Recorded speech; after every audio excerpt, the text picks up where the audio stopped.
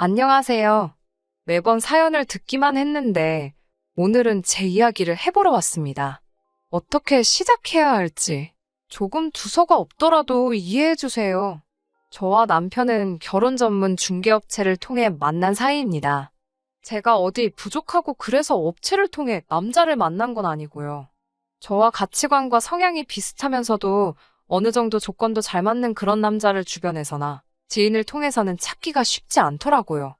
괜히 시간 낭비하는 것도 싫고 여러 가지로 업체를 통하는 편이 저에게 유리하겠다 싶어 내린 결정이었습니다. 그렇다 보니 저와 남편의 조건을 이야기하고 제 사연을 시작하는 게 좋을 것 같네요. 일단 저희 친정부모님께서는 서울에서 한의원을 운영하고 계십니다. 서울의 한의원이 한두 개는 아니지만 그래도 제법 이름난 한의원을 하고 계세요. 저는 현재 중학교에서 영어를 가르치고 있습니다. 재벌은 아니어도 비교적 유복한 환경에서 어려움 없이 자랐고 그 점에 있어서는 항상 부모님께 감사하는 마음이에요. 업체를 통해 남편을 소개받을 당시 남편의 부모님은 사업가라 했습니다. 그리고 남편은 진급을 앞두고 있던 구급 공무원이었고요. 솔직히 말해서 이전에 업체에서 주선해 주었던 남자들과 비교했을 때 남편의 조건이 특출나게 나은 건 아니었지요. 하지만 그럼에도 불구하고 남편과 부부의 연을 맺게 된 건 남편의 성실하고 우직한 성격이 제 마음을 사로잡았기 때문이에요. 하지만 막상식을 올리고 나서 남편에 관한 많은 것들이 거짓이었음을 알게 되었습니다.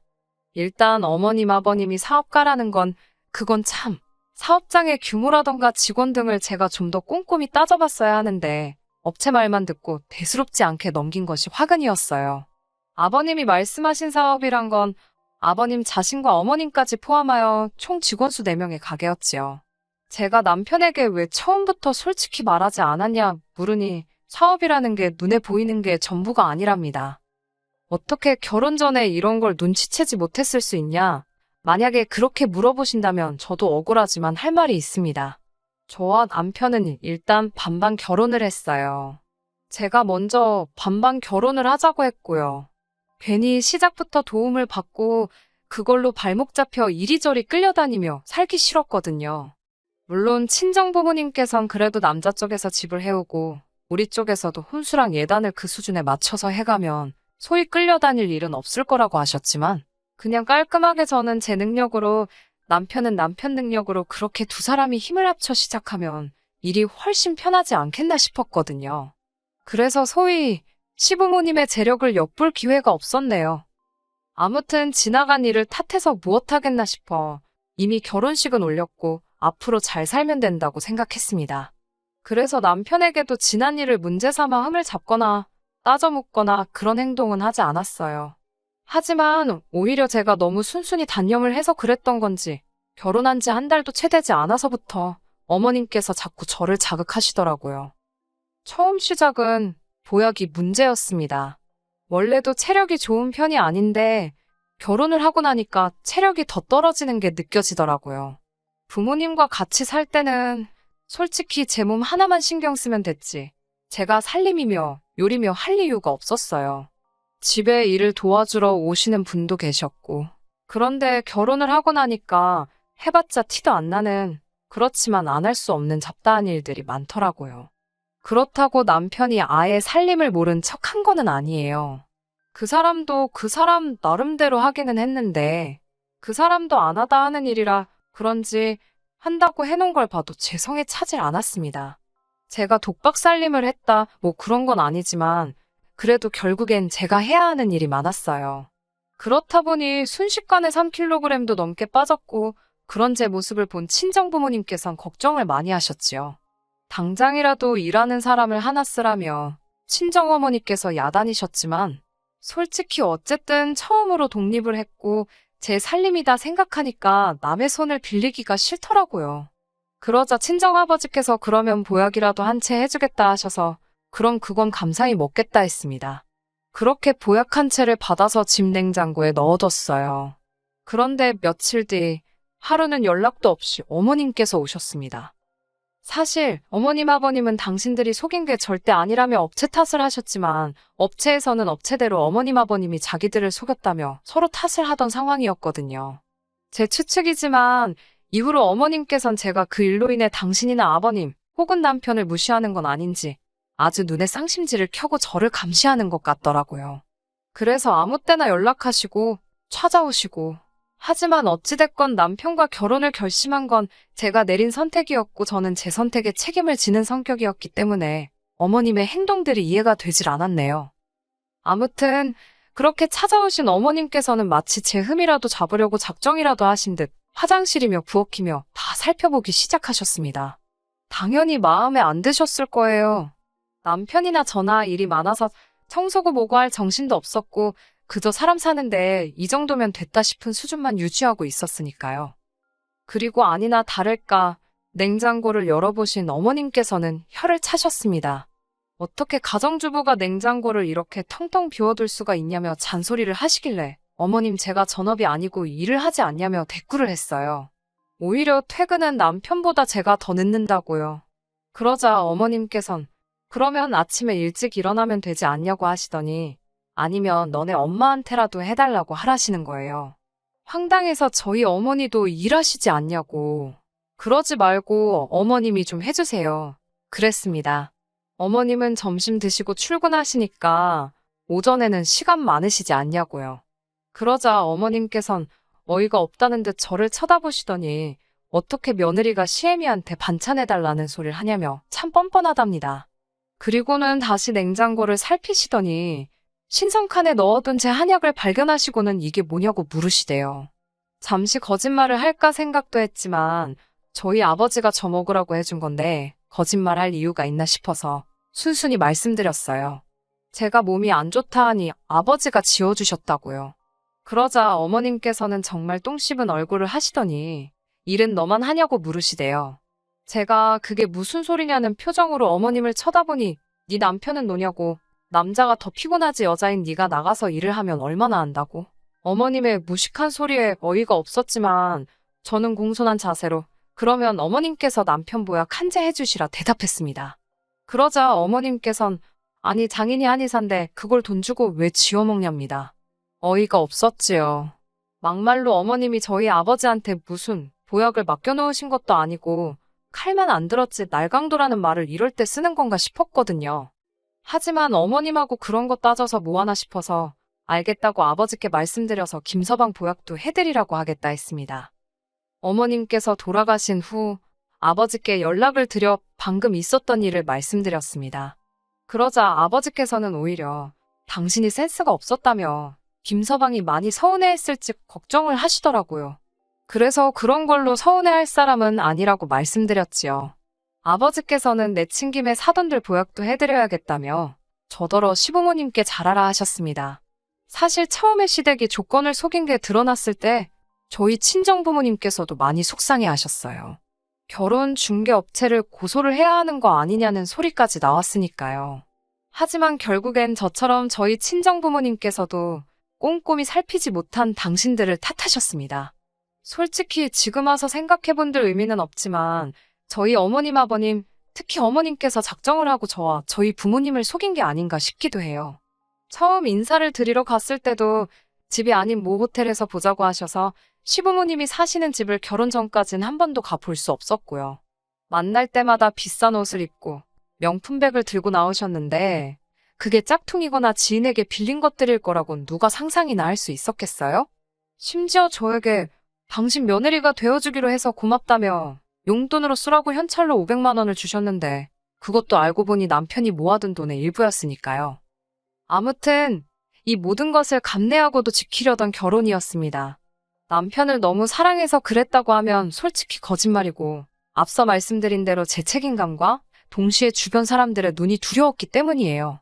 하지만 결국엔 이렇게 남편과 갈라서기로 마음을 먹었습니다. 그리고 단언컨대 이 모든 건 어머님의 욕심에서 비롯된 게 맞아요.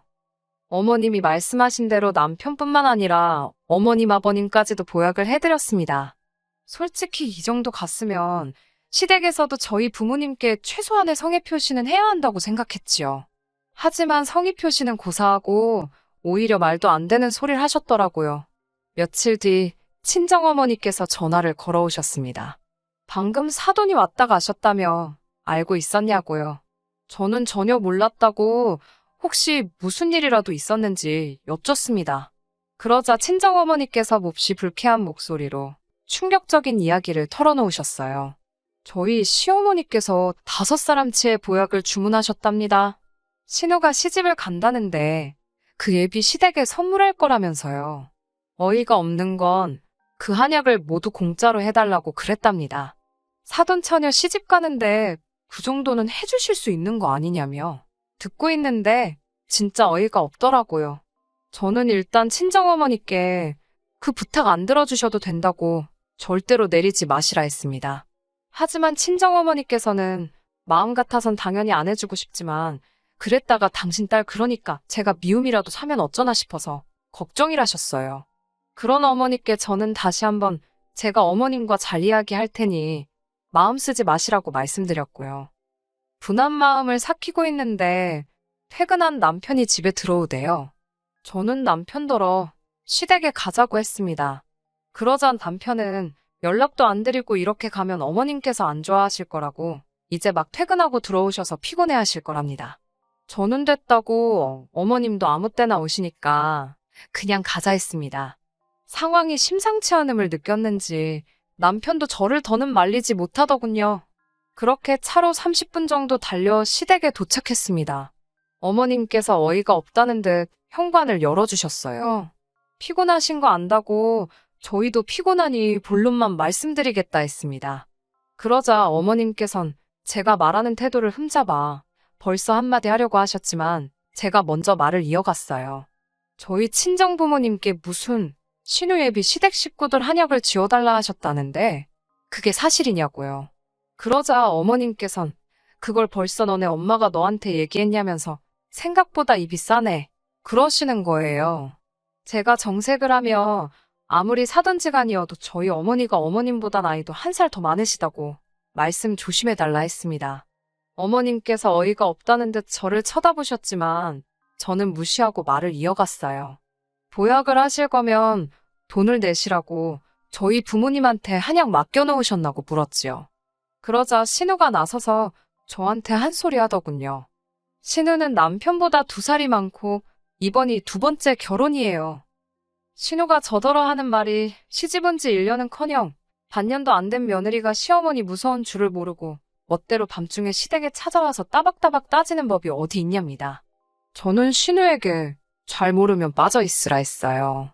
그리고 신우예비 시댁 보약은 도대체 누구 머리에서 나온 생각이냐고 혹시 형님이 어머님 떨어 해달라고 했냐고 따졌습니다. 그러자 신우가 해달라고 할 수도 있는 거 아니냐며 한가족끼리 그런 거 하나 못 해주냐고 그래요. 어이가 없어서 저희 부모님이랑 형님이랑 한가족이냐고 정말 그렇게 생각하냐고 물었습니다.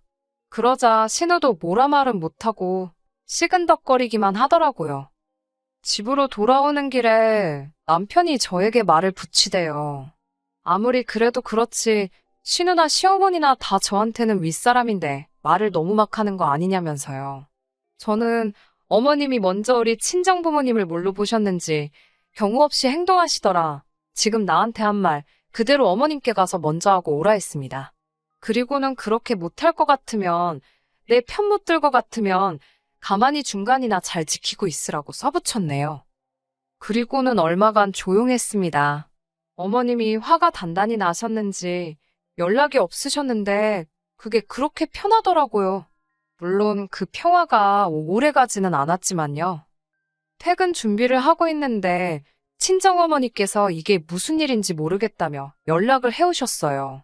무슨 일인가 들어보니 어떤 가족이 와서는 저희 아버지가 지은 한약을 먹고 온몸에 두드러기가 났다며 난리를 치더랍니다. 그런데 먹다 남은 거라며 들고 온 한약 봉지를 보니까 저희 부모님 한의원 게 아니더래요. 그런 한약은 만든 적이 없다고 하니 믿지 않아서 실제로 한의원에서 쓰는 봉지를 다 보여주고 난리가 났었다고요. 그 가족이 저희 부모님 한의원을 고소하겠다 하길래 그러라 했답니다. 듣고 있는데 어이가 없어서 정말 이 한의원에서 직접 산 게 맞는지 물어보셨냐니까 선물 받았다고 하더랍니다. 그러면서 그 사람들이 선물 받을 때 받은 명함이라고 보여주길래 사진을 찍어뒀다며 저에게 그 사진을 보내주셨어요. 그런데 사진을 확인한 순간 이 모든 일이 어떻게 벌어진 일인지 퍼즐 조각이 맞춰지더라고요. 그 명함은 제가 어머님께 드린 거였습니다. 언젠가 어머님이 부모님 한의원 명함 좀 달라시길래 급한 대로 제가 가지고 있던 걸 드렸거든요. 그런데 그 명함이 처음에 시범으로 몇 장 뽑았던 거라 전화번호 하나가 잘못 나와서 제가 임의로 수정을 해놨었지요. 그런데 사진 속 명함이 바로 제가 수정한 그 명함이더라고요. 저는 바로 시댁으로 달려갔고 아니나 다를까 어머님께서 절 붙들고는 잘 왔다며 저 때문에 지금 사단이 났답니다. 그게 무슨 말씀이시냐 하니 하시는 말씀이 저희 집에서 보약은 안 해준다 하지. 그런데 신우예비 시댁에는 보약을 해서 보내겠다고 호언장담을 했지. 결국 고심 끝에 인터넷에서 보약을 사셨다대요. 그리고는 신우예비 시댁에다간 저희 부모님 한의원 명함을 같이 주면서 이 사람들이 당신 사돈인데 아주 신경 써서 만들었다며 선물을 하셨다는 거예요. 한마디로 원산지도 모르는 어디 싸구려 한약재에다 저희 부모님 이름을 판 거지요. 너무 화가 나고 속상해서 어머님께 어떻게 그러실 수가 있냐고 따졌습니다. 어머님께선 미안하게 됐다면서도 그러면 넌 네 신우가 시집도 못 가고 저렇게 평생 혼자 늙어 죽었으면 좋겠냐입니다. 그런 어머님의 뻔뻔한 태도에 전 할 말을 잃었고 어머님께서는 기왕 이렇게 된 거 한 번만 더 신세 좀 지자시대요. 어처구니가 없어서 뭐라 대꾸도 안 하고 있는데 하시는 말씀이 저희 부모님더러 그 남자 식구들한테 선물 받은 그 한약은 당신들이 지은 게 맞다고 좀 해달래요. 곧 나을 거라는 말도 좀 해주고요. 말 같지도 않은 어머님의 말씀에 정말 뭐라 해야 할지 저는 어머님께 제정신이시냐 했습니다. 같이 있던 신우가 저더러 그러니까 그깟 보약 좀 해주는 걸로 왜 치사하게 굴어서 일을 이렇게 복잡하게 하냐고 따지대요. 저는 신우한테 분수에 맞는 사람이나 만나라고 괜히 네 부모 등골 빼먹지 말라고 싸붙였습니다. 어머님께도 저희 부모님 이름 한 번만 더 파시면 가만히 안 있는다고 명예훼손으로 고소할 거라 했어요. 아마 어머님이 하신 행동이 법적으로 한두 개만 걸리는 건 아닐 거라고. 그러니 저 열받게 하지 마시라고도 했지요. 그러자 어머님께서는 제가 시댁 알기를 모같이 안다며 진작에 알고 있었답니다. 제가 당신을 무시하는 거려. 반성은 고사하고 조금의 미안함마저 느껴지지 않는 어머님의 태도에 진절머리가 나더군요. 그때 신우에게 들었는지 남편도 시댁으로 왔습니다. 남편이 저를 잡아 이끌며 집에 가자고 집에 가서 이야기하자길래 됐다 했어요. 이렇게 경우 없는 어머님하고 한시도 더 가족이란 이름으로 얽혀있기 싫다 했습니다. 이래서 기우는 결혼은 하는 게 아닌가 보다고 하니 남편이 말이 너무 심한 거 아니냐며 언성을 높이더군요. 솔직히 남편이 언성을 높인 건 그때가 처음이었기에 조금 충격적이긴 했지만 그렇다고 그동안은 제 편을 들어준 건 아니니까요. 그나마 중간에 있을 때는 서운한 건 없었는데 팔은 역시 안으로 굽는구나 싶어서 그냥 여기까지만 하자 했습니다. 솔직히 말하면 그 짧은 두세 달의 시간 동안 제가 너무 지쳤던 것 같아요. 결혼 업체에서는 제가 결국 헤어지기로 했다 하니 정말 미안하다 사과를 해왔습니다. 그리고 덧붙이기를 자기들이 아무래도 이상해서 서류를 검토해보니 시댁에서 서류를 위조한 것 같다며 자기들도 지금 시댁을 고소할 예정이라며 저는 제가 도울 게 있으면 돕겠다고 했습니다. 그리고 신우는 결국 파혼했어요. 그 남자 쪽에서도 신우와 시댁의 실체를 알아차린 건지 그놈의 체면 때문에 진작에 갈라서야 했을 걸 여기까지 질질 끌고 왔다는 사실이 솔직히 부끄럽고 속상합니다. 그래도 더 늦기 전에 지금이라도 제 자리를 찾았다는 게 다행이다 싶네요. 당분간은 건강관리에 힘쓰며 지낼 생각이에요. 끝까지 들어주셔서 감사합니다. 오늘의 사연은 여기까지입니다. 구독과 좋아요, 알람 설정 부탁드리고 더 좋은 사연으로 다시 찾아뵙겠습니다. 감사합니다.